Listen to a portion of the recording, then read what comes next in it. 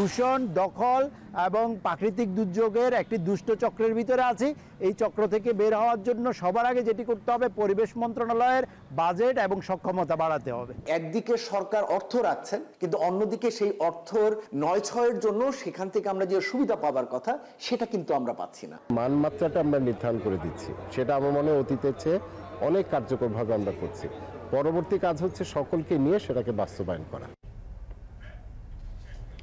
উজ্জ্বল, আমরা দেখছি বছর বছর জলবায়ু পরিবর্তনের ঝুঁকি কিন্তু বেড়েই চলেছে, কিন্তু দেশের বাজেটের আকার বৃদ্ধির সঙ্গে সামঞ্জস্য রেখে বাড়ছে না পরিবেশ খাতের বরাদ্দ। পাশাপাশি বরাদ্দ করা যে অর্থ, সেই অর্থেরও কিন্তু সঠিক ব্যবহার আমরা দেখতে পাচ্ছি না। এবং এইসব বিষয় মাথায় রেখে আসছে বাজেটে গুরুত্ব দেওয়ার তাগিদ দিয়েছেন বিশেষজ্ঞরা। আর এদিকে জাতীয় বৃক্ষরোপণ কর্মসূচির উদ্বোধন করেছেন কিছুক্ষণ আগে প্রধানমন্ত্রী। সেখানে তিনি বলেছেন, উন্নয়ন প্রকল্পে অবশ্যই অগ্রাধিকার দিতে হবে পরিবেশকে।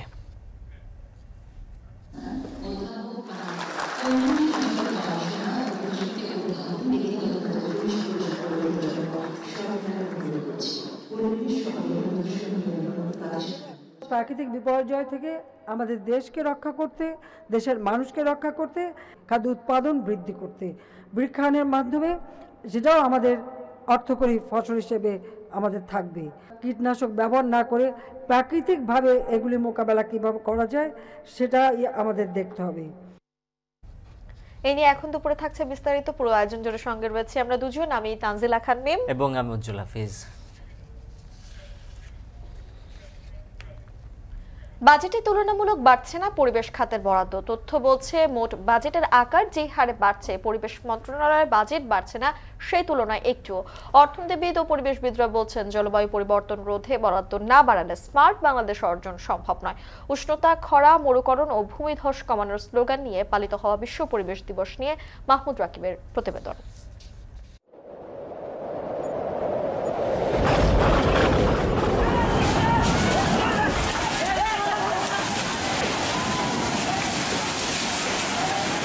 জলের উচ্ছ্বাসে ঘর ভেঙেছে যার, সিঁদুর রাঙা মেঘ দেখে তার ভয়।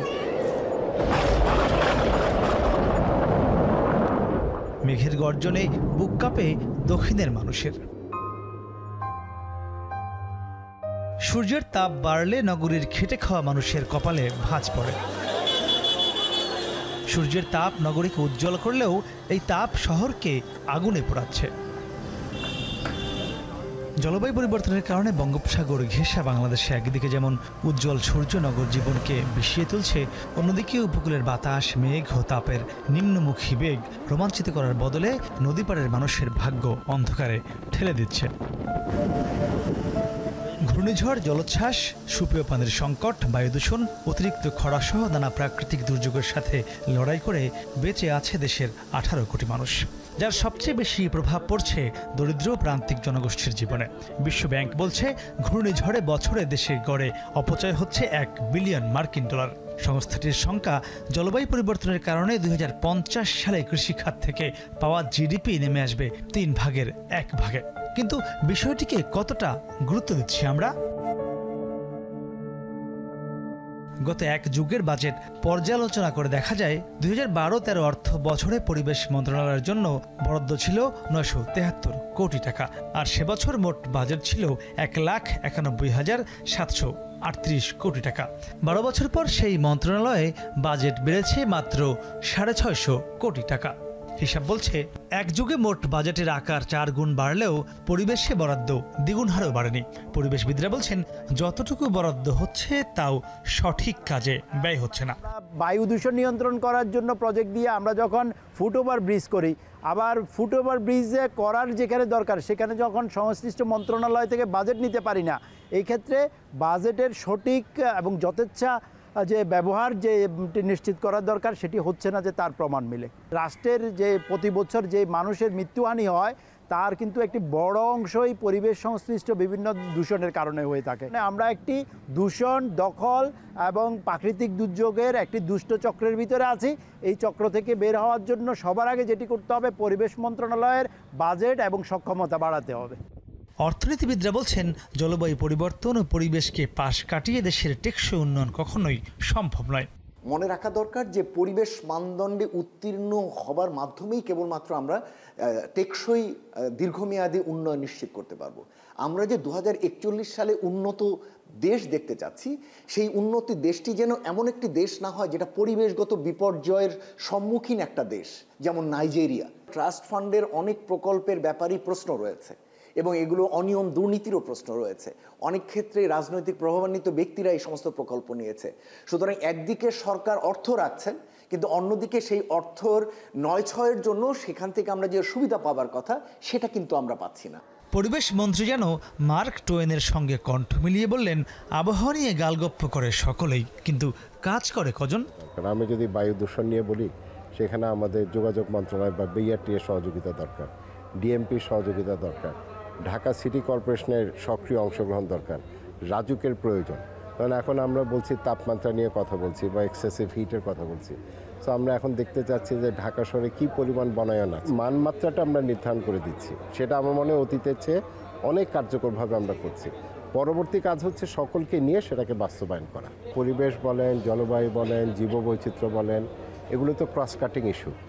এখন আমাদের জলবায়ুর কাজ তো শুধু আমাদের মন্ত্রণালয় করে না, পানি সম্পদ মন্ত্রণালয় করছে, স্থানীয় সরকার করছে, কৃষি মন্ত্রণালয় করছে। জলবায়ু পরিবর্তনের অভিঘাত থেকে রক্ষা পেতে আন্তর্জাতিকভাবে সহযোগিতা পেতেও পরিবেশ মন্ত্রণালয় কাজ করছে বলে জানান তিনি। এবারে পরিবেশ দিবসের মূল প্রতিপাদ্য হলো খরা, উষ্ণতা, মরুকরণ ও ভূমিধস কমানো। কিন্তু রাজধানীর ঠিক উপকণ্ঠে আমিনবাজারের ঢাকা উত্তর সিটি কর্পোরেশনের এই বিশাল ময়লার ভাগাড় একদিকে যেমন বায়ু দূষণ করছে, একই সঙ্গে এই ময়লার ভাগাড়ে সৃষ্ট মিথেন গ্যাস রাজধানীর উষ্ণতা অনেক বেশি বাড়িয়ে দিচ্ছে। তাই বিভিন্ন দেশি বিদেশি সংস্থা বলছে এ ধরনের বায়ু দূষণের কারণে একদিকে যেমন রাজধানীবাসীর গড় আয়ু কমছে 7.5 বছর করে, অন্যদিকে বায়ু দূষণের কারণে দেশের মোট জিডিপির 9%ই প্রতি বছর অপচয় হচ্ছে। তাই তারা বলছেন পরিবেশ রক্ষায় একদিকে যেমন বাজেটে বরাদ্দ বাড়ানো প্রয়োজন, অপরদিকে সরকারিভাবে গড়ে ওঠা এ ধরনের বায়ু দূষণমূলক প্রকল্পগুলো অতি সত্বর বন্ধ করে তা বিজ্ঞানসম্মত করা উচিত। মাহমুদ রাকিব, এখন, ঢাকা। উন্নয়নের নামে পরিবেশের যেন ক্ষতি না হয় সেই ব্যাপারে সতর্ক থাকতে বলেছেন প্রধানমন্ত্রী শেখ হাসিনা। বুধবার সকালে রাজধানীর আগারগাঁয়ে বঙ্গবন্ধু আন্তর্জাতিক সম্মেলন কেন্দ্রে বিশ্ব পরিবেশ দিবস ও জাতীয় বৃক্ষরোপণ অভিযানের অনুষ্ঠানে প্রধান অতিথির বক্তব্যে তিনি এমনটা বলেন। এ সময় সরকার প্রধান ব্যক্তি পর্যায়ে প্লাস্টিক বন্ধ করে পাটের ব্যাগের ব্যবহার বাড়ানোর উপর জোর দেন। আয়োজনে পরিবেশ রক্ষায় অবদান রাখার জন্য বিভিন্ন ক্যাটাগরিতে 30 জন ব্যক্তি ও প্রতিষ্ঠানকে পদক তুলে দেন প্রধানমন্ত্রী শেখ হাসিনা। আরও জানাচ্ছেন দেবরাজ দেব।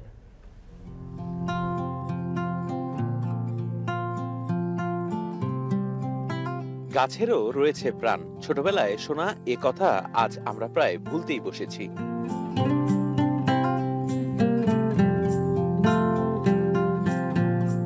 তবুও এই ভুলতে থাকা মানুষগুলোর মধ্যে ওয়াহিদ সরকার ব্যতিক্রম। 33,000 বৃক্ষরোপণের পাশাপাশি সাইকেলে ঘুরে ঘুরে 20,000 গাছ থেকে 11 মন পেরেক ও তারকাটা অপসারণ করেছেন। সেই ওয়াহিদ সর্দার সম্মাননা পেলেন সরকার প্রধানের হাত থেকে। শোনালেন তার চলার পথের গল্প, যা মনোযোগ দিয়ে শুনলেনও বঙ্গবন্ধু কন্যা। জয় বঙ্গবন্ধু।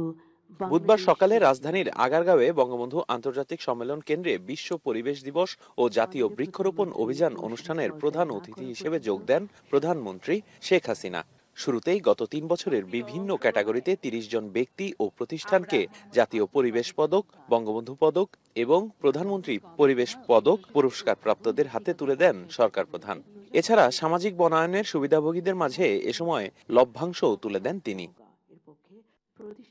বক্তব্যে প্রধানমন্ত্রী পরিবেশ রক্ষায় সরকারের নেয়া বিভিন্ন উদ্যোগের কথা তুলে ধরেন। বলেন, এবছর প্রায় 8 কোটি গাছ লাগানোর পরিকল্পনা সরকারের। পরিবেশের জন্য ক্ষতিকর পলিথিন বন্ধ ও পাটের উপর নির্ভরশীল হওয়ার কথা বলেন তিনি। ইতিমধ্যে আমরা বনায়ন যথেষ্ট উন্নতি করতে পেরেছি, প্রায় 25 ভাগের মতো করতে পেরেছি। কারণ আমরা বিভিন্ন নার্সারিতে 11 কোটি 21 লাখ চারা বিক্রয় বিতরণ করা, 2,17,402 হেক্টরে ব্লক বাগান, 30,252 কিলোমিটার সরু বাগান সৃজন, সেগুলি আমরা ইতিমধ্যে করে যাচ্ছি। সরকার প্রধান আরো বলেন, উন্নয়নের নামে পরিবেশের যেন ক্ষতি না হয় সেই ব্যাপারে সতর্ক থাকতে হবে। তিনি আরো বলেন, একটি গাছ কাটলে 3টি রোপণ করতে হবে প্রকল্প এলাকায়। যে কোনো পরিকল্পনা আমরা যখন নেই, উন্নয়ন পরিকল্পনা, সেই পরিকল্পনায় অবশ্যই আমাদের পরিবেশ রক্ষার বিষয়টা, এবং যদি কোথাও আমাদের মানে জায়গার জন্য গাছ কাটতে হয়, যত গাছ কাটবে তার থেকে 3 গুণ বেশি গাছ তার লাগাবে। জলবায়ুর বিরূপ প্রভাব নিয়ে শঙ্কা প্রকাশ করে প্রধানমন্ত্রী বলেন, পরিবেশ রক্ষায় তহবিল গঠন করা জরুরি। আমরা বনজ সম্পদ সংরক্ষণ, টেকসই ব্যবস্থাপনা, পরিবেশ দূষণ নিয়ন্ত্রণ, জলবায়ু পরিবর্তন ঝুঁকি মোকাবেলায় সক্ষমতা বৃদ্ধি, পরিবেশ ও জীববৈচিত্র্য সংরক্ষণ এবং মানব সম্পদ উন্নয়নে ব্যাপক কর্মসূচি আমরা হাতে নিয়েছি। বক্তব্যে প্রধানমন্ত্রী সবাইকে বৃক্ষরোপণের আহ্বান জানান। জলমগ্ন সহনশীল ধানের জাত উদ্ভাবনের গবেষণা চূড়ান্ত পর্যায়ে রয়েছে বলেও জানান সরকার প্রধান। দেবরাজ দেব, এখন, ঢাকা। প্রবাসী কর্মীদের নিতে মালয়েশিয়ার সময় বাড়াবে না বলে জানিয়েছে দেশটির রাষ্ট্রদূত। এদিকে যেতে না পারা 17,000 কর্মীকে পাঠাতে মালয়েশিয়া সরকারকে আবারও অনুরোধের কথা জানিয়েছেন প্রবাসী কল্যাণ প্রতিমন্ত্রী। পাশাপাশি কর্মীদের ক্ষতিপূরণ দেওয়ার কথাও জানান তিনি।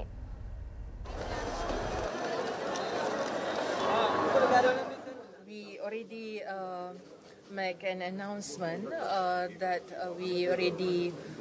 we have a stand on this, that we stick to the deadline of May 31st, and we are doing so in ensuring the uniformity. যারা ভিসা পায় নাই তাদের ব্যাপারেও আমাদের মন্ত্রণালয় কনসিডার করবে এবং তাদের যাতে ক্ষতিপূরণের ব্যবস্থা করা যায় সেই ব্যাপারে আমরা ব্যবস্থা করতেছি। এ নিয়ে একটু পর থাকছে প্রতিবেদন। বাজেটে টেলিকম খাতে আরো 5% ভ্যাট বাড়লে 100 টাকার বিপরীতে জনগণকে গুনতে হবে প্রায় 39 টাকা। আর এই বছর আইটি, আইসিটি এবং আইটিএস এর খাতের 27 ধরনের সেবা প্রথমবারের মতো করের আওতায় আসছে। প্রযুক্তি বিশেষজ্ঞরা বলছেন, দেশে এসব খাতের ব্যবসা এখনো শক্ত অবস্থানে পৌঁছয়নি, তাই করমুক্ত সুবিধা অব্যাহত রাখার দাবি তাদের।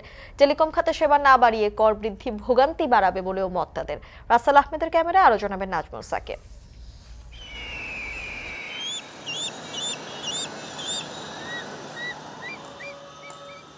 সরকার যে কয়টি খাত থেকে আয় করে তার অন্যতম টেলিকম। সরকারের রাজস্ব আয়ের মাত্র 5% এখান থেকে এলেও জিডিপিতে এর অবদান 1%। এক হিসেবে দেখা যায় 100 টাকার বিপরীতে গ্রাহককে ভ্যাট ও সম্পূরক শুল্ক বাবদ দিতে হয় প্রায় 34 টাকা, আর 39 থেকে 44 টাকা দিতে হয় টেলিকম কোম্পানিগুলোকে। সব মিলে সরকারকে দিতে হয় 72 থেকে 78 টাকা। নতুন করে এবছর আরও 5% ভ্যাট বাড়লে খরচ আরও বাড়বে। এতে গ্রাহক ভ্যাট আদায়ের দিক থেকে দক্ষিণ এশিয়ার অন্যান্য দেশকে ছাড়িয়ে যাবে বাংলাদেশ।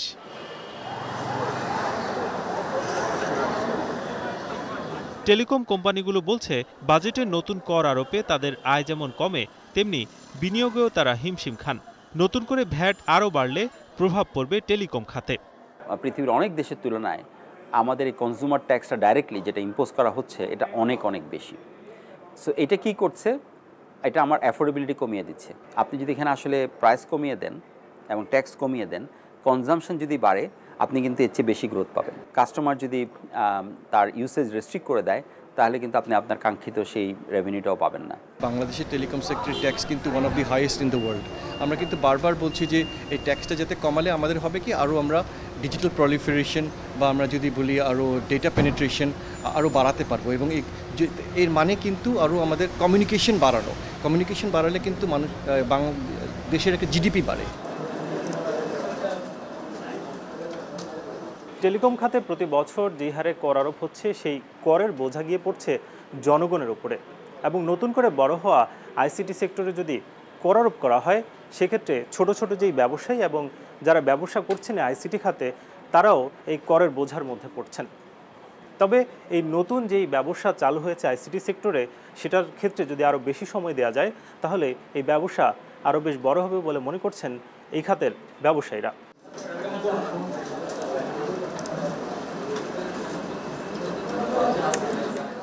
এই যেমন বিডি কলিং নামের এই প্রতিষ্ঠানটিতে প্রায় 600 কর্মী কাজ করেন, যাদের অধিকাংশই কাজ করেন app development, digital marketing, website development ও ডিজাইনে। কিন্তু এসব কাজের ওপর এখন পর্যন্ত ভ্যাট আরোপ না হলেও নতুন বাজেটে 27 থেকে 32% পর্যন্ত কর আরোপ হতে পারে। তাই প্রতিষ্ঠানগুলোর দাবি, গার্মেন্টস শিল্পের মতো এ খাতকে বড় হতে দিলে একসময় এর সুবিধা পাবে সরকার। পাশাপাশি এমন সিদ্ধান্তে বৈধ পথে অর্থ আনতে অনুৎসাহিত হতে পারেন ফ্রিল্যান্সাররা। আগামী 10 বছরের জন্য মানে 2031 সাল পর্যন্ত কিন্তু আমরা চাইছিলাম যে করমুক্ত থাকে ইন্ডাস্ট্রিটা, যাতে আমরা যে এক্সপানশনটাতে আসছি, যে গ্রোথে আসছি, এটা কন্টিনিউ থাকে। তারপরে গভর্নমেন্ট অবশ্যই আমরা ট্যাক্স দিতে চাই। তো যখন গভর্নমেন্ট এরকম রেস্ট্রিকশন দেবে, তখন কিন্তু অনেকেই এই ডলারটা বাংলাদেশ অ্যাকাউন্টে আনবে না। শুধু হয়তো এমপ্লয়ের খরচটা আনবে, প্রফিট কোম্পানির লসে দেওয়া হবে, গভর্নমেন্ট কিছুই পাবে না। বরং আমরা যে রেমিটেন্সটা এখন পাচ্ছি সেটা না কমে অন্য জায়গায় চলে যাবে, অন্য দেশে ইনভেস্টমেন্টে চলে যাবে। আপনার জীবনে যে চেষ্টা দেখছেন ইন্টারনেট। প্রযুক্তিবিদরা বলছেন, করের আওতা না বাড়ায় রাজস্ব আহরণের মূল চাপ পড়ে টেলিকম খাতের ওপর। তাই সেবা না বাড়িয়ে টেলিকমে ভ্যাট বাড়ানো অযৌক্তিক। পাশাপাশি আইটি, আইসিটি এবং আইটিএস খাতে ভ্যাট নির্ধারণের আগে খাতগুলো কিভাবে বড় হবে তার রোডম্যাপ তৈরি করাই বেশি জরুরি বলছেন তারা। এত বিলিয়ন ডলার আমরা ইনকাম করব, আমার লোকাল সাপোর্ট সিস্টেমে এই জিনিসগুলো অটোমেটেড হবে, তাহলে আপনি তখন বলতে পারেন ওকে আমি তো আগামী 5 বছর প্ল্যান করেছি 5 বিলিয়ন ডলার আর্ন করব। তাহলে ইন্ডাস্ট্রিকে গ্রো করতে গেলে এই সেক্টরে আমার কর অব্যাহতি দিতে হবে, এবং এই সেক্টরে আমি মনে করি আর কর অব্যাহতি দরকার নাই। এই 18 কোটি লোকের মধ্যে কত কোটি মানুষ ট্যাক্স দেয়? খুবই কম, রাইট? যদি সেই ট্যাক্স প্যাকেট বাড়াতে পারতাম তাহলে মনে হয় এই চাপটা আমাদের নিতে হতো না। দেশে ও বিদেশে আইটি, আইসিটি এবং আইটিএস খাতের 340 কোটি ডলারের বাজার রয়েছে। এর মধ্যে রপ্তানি বাজার 180 কোটি ডলারের। এ খাতে প্রায় 3 লাখ মানুষের কর্মসংস্থান হয়েছে। 2025 সাল নাগাদ আইসিটি খাতে 500 কোটি ডলার রপ্তানি এবং 2031 সাল নাগাদ আরও 10 লাখ মানুষের কর্মসংস্থানের লক্ষ্যমাত্রা রয়েছে সরকারের। নাজমুস সাকিব, এখন, ঢাকা। আইনি বাধার কারণে আগামী বাজেটে শুল্ক বসছে না সংসদ সদস্যদের আমদানি করা গাড়িতে। এনবিআর চাইলেও শুল্ক বসানোর নীতিমালাও করতে হবে এমপিদেরই হানা ভোটে। তাই রাজনৈতিক সিদ্ধান্ত ছাড়া এ নীতিমালা বাস্তবায়ন সম্ভব নয় বলে মনে করছেন সংশ্লিষ্টরা। বিস্তারিত থাকছে প্রতিবেদনে। একজন সংসদ সদস্য তার এক মেয়াদে একটি গাড়ি আমদানিতে শুল্কমুক্ত সুবিধা পান। সেই সুযোগটিও সংকুচিত করতে চায় এনবিআর। কারণ লক্ষ্যমাত্রা অর্জনে প্রান্তিক করজাল বাড়ানো, নিত্যপণ্যে ভ্যাট আর আমদানিতে শুল্ক আরোপের পরেও বিদায়ী অর্থবছরে এনবিআরের ঘাটতি 40,000 কোটি টাকার বেশি। আইএমএফের দফায় দফায় সফরেও হয়নি শর্ত পূরণ। এ অবস্থায় আরও শক্ত হতে চায় রাজস্ব বোর্ড।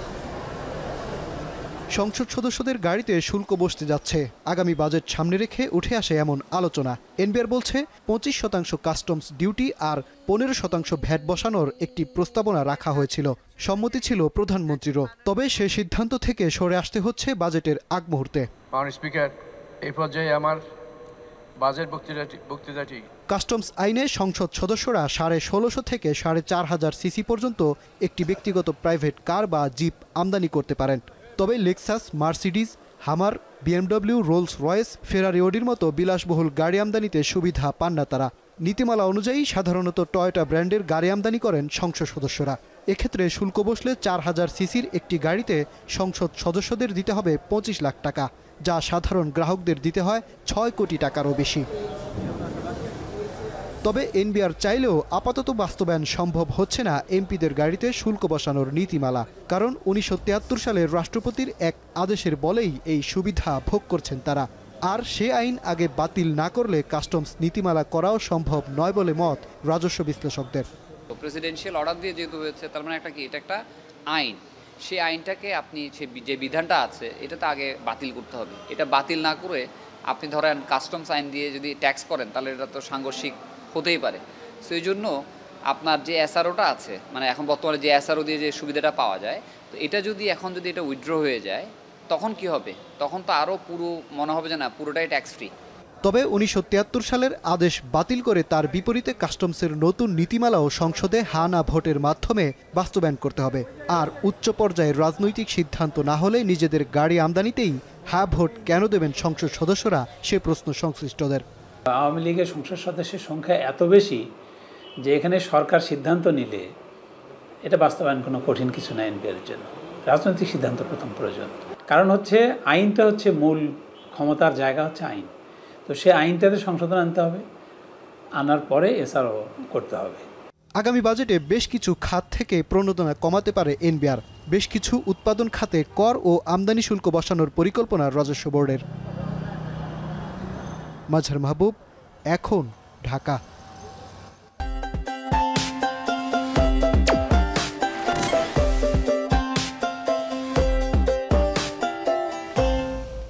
শরীয়তপুর ভেদরগঞ্জের ঐতিহ্যবাহী সখীপুর পশু হাট সপ্তাহের প্রতি বুধবার গবাদি পশু কেনা বেচায় জমে ওঠে হাটটি।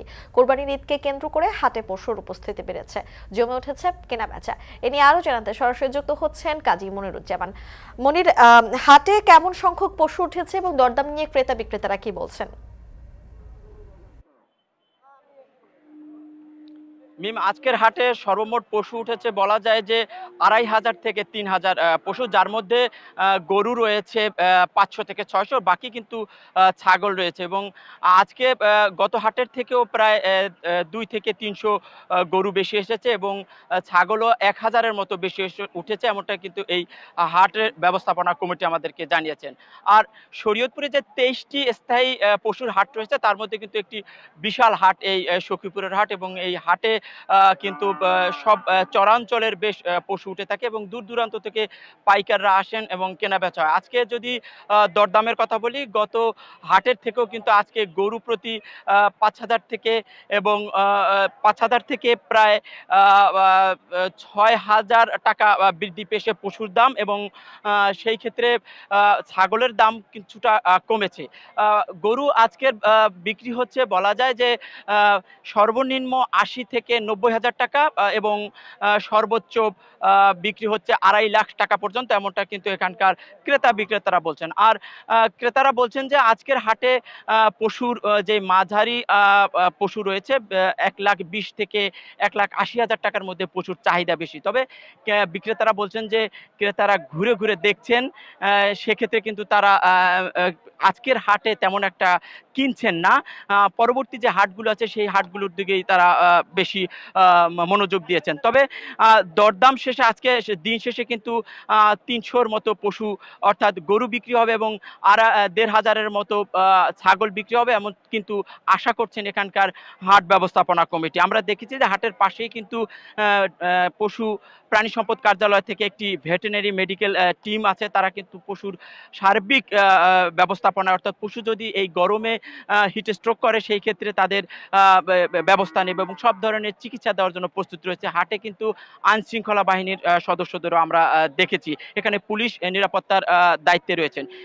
প্রাণী সম্পদ কার্যালয় থেকে যেমনটা আমাদেরকে জানানো হয়েছে যে এবছর ১,০৭,০৩২টি পশু প্রস্তুত হয়েছে কোরবানির জন্য, যার মধ্যে শরীয়তপুরে ১,৩২টি পশু তাদের চাহিদা রয়েছে, আর বাকি উদ্বৃত্ত থাকবে ৬,৯৫৮টি, এমনটাই কিন্তু আমাদেরকে এখানকার প্রাণী সম্পদ কার্যালয় থেকে জানানো হয়েছে। তো আমরা দেখছি যে খুব কেনাবেচা দুপুর থেকেই বেশ জমে উঠেছে এবং ক্রেতা বিক্রেতারা কিন্তু দরদাম হাঁকছেন এবং ক্রেতারা কিনে অনেকেই কিন্তু পশু তাদের নিয়ে যাচ্ছেন, এমনটাই কিন্তু দেখছি। তো পরবর্তী যে বুধবারের হাট রয়েছে সেই হাটে আরও জমবে এবং পশু উপস্থিতি বাড়বে, এমনটাই কিন্তু এখানকার ব্যবস্থাপনা কমিটি আমাদেরকে জানিয়েছেন। তো এই ছিল আমার কাছে শরীয়তপুরের সখীপুরের পশুর হাট থেকে সর্বশেষ তথ্য।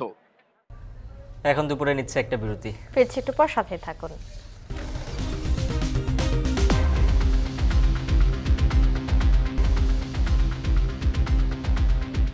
ফিরে এলাম বিরতির পর। দেখছেন এখন দুপুর। রাজধানীতে হঠাৎ বেড়েছে ডায়রিয়া সংক্রমণ। প্রতিদিন ১২০০ রোগী ভর্তি হচ্ছে রাজধানীর মহাখালী এলাকার আন্তর্জাতিক উদারাময় গবেষণা কেন্দ্র আইসিডিডিআরবিতে। রাজধানীর অন্যান্য হাসপাতালেও রয়েছে ডায়রিয়া রোগের চাপ। এই মুহূর্তে মুগদা হাসপাতালে আছেন সহকর্মী মেহরিন আনি, বিস্তারিত জানবো তার কাছ থেকে। আনি, রাজধানী হাসপাতালগুলোতে ডায়রিয়া সংক্রমণের কি চিত্র দেখছেন, পাশাপাশি কারণ ও প্রতিকার নিয়ে চিকিৎসকরা কি বলছেন?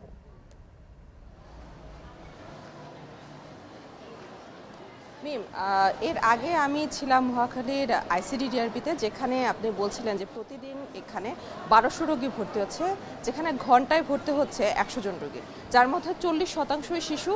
এখন আমি এসেছি রাজধানীর মুগদা হাসপাতালে। আপনি যদি একটু দেখেন আমার পাশে কিন্তু এখানে বেশ কিছু শিশু কিন্তু ভর্তি আছেন এখানে, যারা আসলে ডায়রিয়া আক্রান্ত হয়ে হাসপাতালে ভর্তি আছেন। এবং আপনাকে একটু বলে রাখি, যেটি বলছিলেন যে প্রতিকার নিয়ে, প্রতিকারের আগে আমি একটু বলি যে এখানে যারা ভর্তেছেন তারা বেশিরভাগই দেখা যাচ্ছে রাজধানীর যাত্রাবাড়ি, শনিরাখড়া, তারপরে দেখা যাচ্ছে যে কেরানীগঞ্জের যারা আছেন তারা কিন্তু এখানে ভর্তি আছেন এবং তারা বলছেন যে এই যে তীব্র গরম এবং মাঝে যে ঘূর্ণিঝড় হয়েছে এখান থেকে জলাবদ্ধতা সৃষ্টি হওয়ার কারণে পানি সংকটে কিন্তু তারা যত্রতত্র পানি থেকে যে কোনো জায়গা থেকে পানি আনার কারণে কিন্তু তারা পানি পান করার কারণে কিন্তু তাদের এই ডায়রিয়ার যে প্রকোপ এটি কিন্তু দেখা দিয়েছে এবং তারা বলছেন যে এখন যারা ভর্তি আছে এখানে রোগী স্বজনরা বলছেন যে পানি শূন্যতার পাশাপাশি কিন্তু এখানে যারা ভর্তি আছেন তাদের বমি হচ্ছে এবং অনেকে দেখা যাচ্ছে যে শকেও চলে যাচ্ছে এবং দেরিতে ভর্তি হওয়ার কারণেও দেখা যাচ্ছে যে এই ডায়রিয়ার হারটা অনেকটাই বাড়ছে এবং চিকিৎসক যারা আছেন তারা বলছেন যে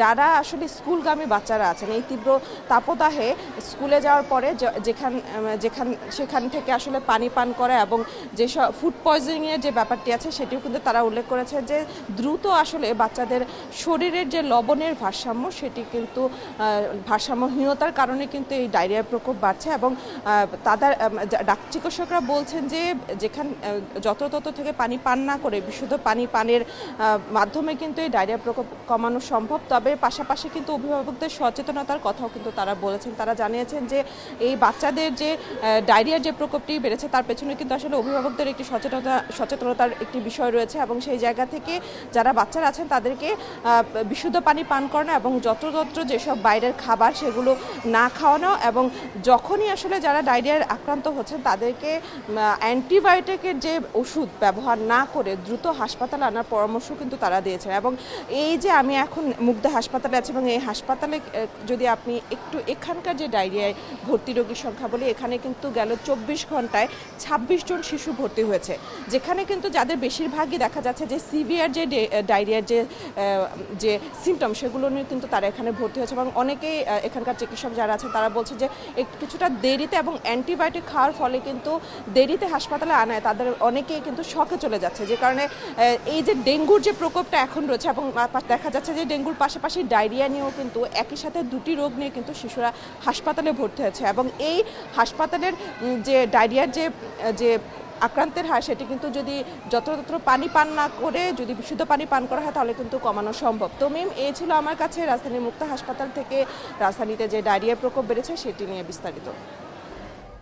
মুগদা হাসপাতাল থেকে যুক্ত হয়েছিলেন মেহরিন নানি। এবারে জানাবো মালয়েশিয়ার শ্রমবাজারের খবর। প্রবাসী কর্মী নিতে আর সময় বাড়াবে না মালয়েশিয়া সরকার। প্রবাসী কল্যাণ প্রতিমন্ত্রীর সঙ্গে বৈঠক করে সে কথাই সাফ জানিয়ে দিয়েছেন ঢাকায় নিযুক্ত দেশটির হাই কমিশনার।